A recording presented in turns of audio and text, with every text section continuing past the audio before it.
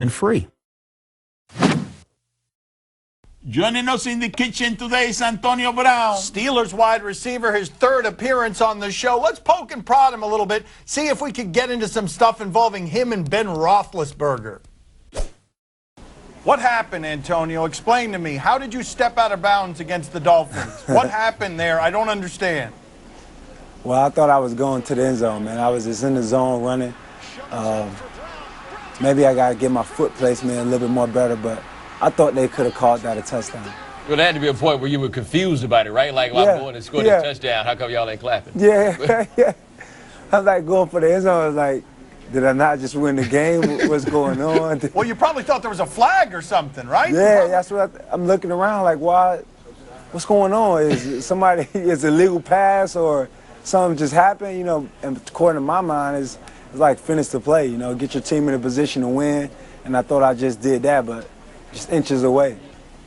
What would be the time that you would point to and say, this is the angriest I've ever been with a coach or with a teammate? What one time would you point to? Probably the last game of the season. You know, I knew I was in tune with probably breaking Hines' world record for 2 more catches. So I think my attitude with getting the ball was a little bit more, my frustration with getting the ball when I was open was a little bit more different than the other games when I was able to control that mentality and able to work poise under pressure. Looking back on that, was that selfish? Because I think selfishness, when you're great, as you are, usually can also help a team. Looking back on it, would you say that that was selfish, or that's just the way receivers are and that's the way you need to be? You need to want the ball. I feel like it was selfish. You know, I got a great quarterback, and he loves me. We got a great relationship. And I think no one on our staff didn't want to help me achieve that record. But when they see that attitude and that selfishness, that kind of draw guys away from you. Ben didn't answer my phone call about a week. It took him a week to really respond to me, and as soon as he responded, it's like the attitude. So what was happening? You were texting guys on the team, and it took them a week to respond to you because they were a little mad at you? What happened here? No, I was calling my quarterback, you know, calling Ben from Hawaii. Just, you know, postseason, you know, give him a little week to relax and kind of think about the year. And, you know, I was just reaching out to him to call him and touch bases with him. But my attitude was so bad that last game, he didn't want to deal with me. And that's the things you got to learn being a receiver in NFL, you know, when you're playing with great quarterbacks and you're part of a great organization. You don't want that bad attitude to kind of spoil your bunch. So Antonio, he wasn't taking your calls. He was sending you. He was sending you straight. Yeah, he was. And what are you doing? You're leaving messages. I'm sorry. I was wrong. I was leaving voicemail. I was like, bro, man, I know it was bad, but man, just give me a call. You know, this is the type of stuff we gotta work on as a team, so we could boost the morale of our team. You know what I'm saying? That's why you gotta develop that teamwork. You know, teamwork is so key in the NFL because if you don't have that relationship, to be able to admit as a man your fault and your shortcomings of your attitude, because we all have them. Yeah, but we know when people don't answer the call, then you got to send the text. Did you send the is everything okay text? Is your phone off? How many times did you reach out before you got a return call? Yeah, I reached out a lot. I started sending them emojis. You know the emojis? You sent them a frown? I sent them a couple fists, couple exclamation marks, couple skiing pictures, you know. I made it fun. Yeah, you sent the flowers, the my bads, you know. I sent them a couple fists. I said, hey, man, you don't reach out to me, man. I'm going to just keep calling you, sending these knuckles, you know. He left you hanging. He left it. No, he gave you nothing back, nothing. Yeah, he eventually answered without a week. And the first thing he said, man, I don't want to talk to you when you like that, man. You know, you're not infectious and contagious. You know what I mean? When your attitude is like that, man, I don't want my son to root for you.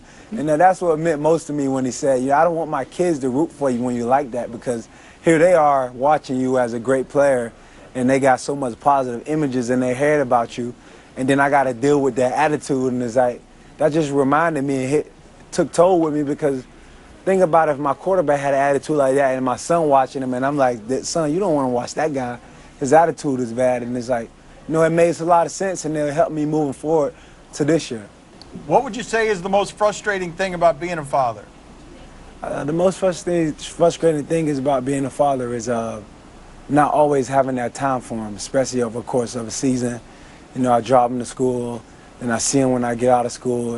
It just not having them as much as time as you want with them, to be able to be there for him when I'm leaving out of town on the weekends. You know, this is a great time right now in the off season to get that camaraderie with him, because he's always wondering, Daddy, why you always got to go, and why you always on the run. You know, your kid want that support, and for you to be there all the time. You want to see my pops? He actually here now. Could I get him in here? Yeah, Sure. let's go. Let's get him in here. Yeah. You know, he's the head coach at Miami Northwestern High School right now. Oh, What is they're his name? good. They're good. Get in there, Pops. Antonio is his name. What is his name? Eddie Brown. His name, nickname Rabbit. Touchdown Eddie Brown. So if you need to recruit players at Miami Northwestern, make sure you come see the head coach. Antonio, my father would like to ask you something. Go ahead, Papi. What is something your dad does that annoys you? Oh, that's a good one. Something my dad does that annoys me is probably I think he want me to be so perfect. He usually give me a speech, a 5-minute speech, usually turn into a 30-minute speech. Yes. Or yes, look. yeah, You're going to get one right after this. Oh, he's passionate about football, so we hit on the football topic. It usually lasts a 5-minute topic. Usually lasts about 30 minutes because he really loves it. Yeah, he knows that's true too. He's a football coach too. So Yeah, a lot of people watching like, dog, he does it to you too. Yeah, He does it to us. Yeah, he turned coach on me. I'm like, Dad, you my dad right now. You're not the coach. I bet, Yeah. Antonio, 8 catches for 112 yards. He's still in your ear about what you did wrong, right? He's still like, man, when you went on that break right there, I'm like, dang, Pop, I just had 112. He on me. Yeah. Look at his father. Thanks, Dad. Good. Thank you for stopping by. Now get out of here. Thank you. Gracias. All right. Wow. Appreciate it. Hit him with the wow. Antonio, thank you, sir. Thank you, Hey, Pops. thank you. Tell Appreciate your it. dad thank you. Tell your Thank dad you, Dad. thank you. Thank you, Dad. I tell you. Coming up next on my son's TV show. Yeah! There it is! I do not respect your sport. I do not respect your athleticism. Here's a little some of this for you.